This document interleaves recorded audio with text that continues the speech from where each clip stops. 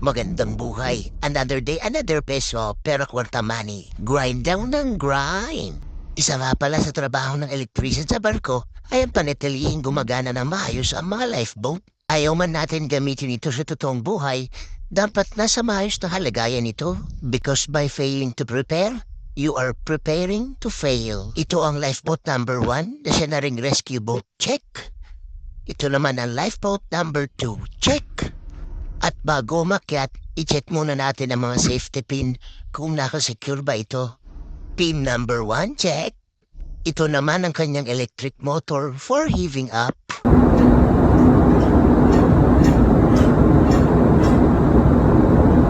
Safety pin number 2, check.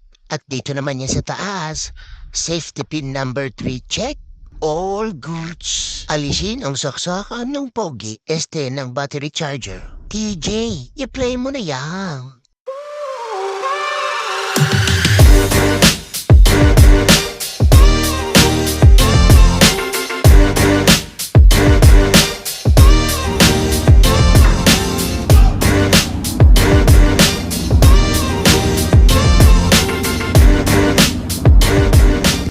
At yun, switch off ang battery charger, checking of batteries.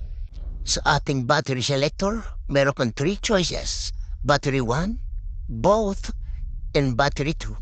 Ilagay natin sa battery 1. Bago pa i-startin, i-check ang oil level, ang radiator cooling, at preheat, and then start.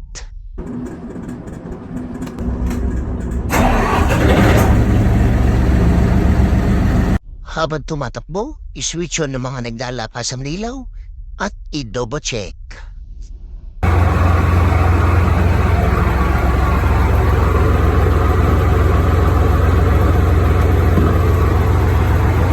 Huwag na huwag din kalilimutan ang ating searchlight sa labas. All goods na po ang ating mga ilaw. Susubukan naman natin ang propeller in ahead position.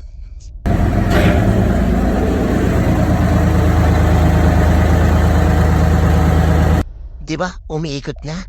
I-stop naman natin and then astern position.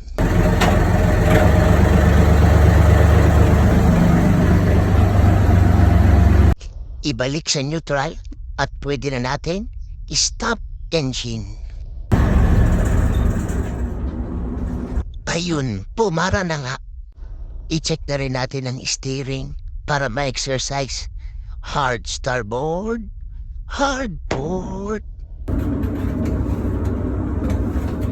Ang gaan, parang power steering.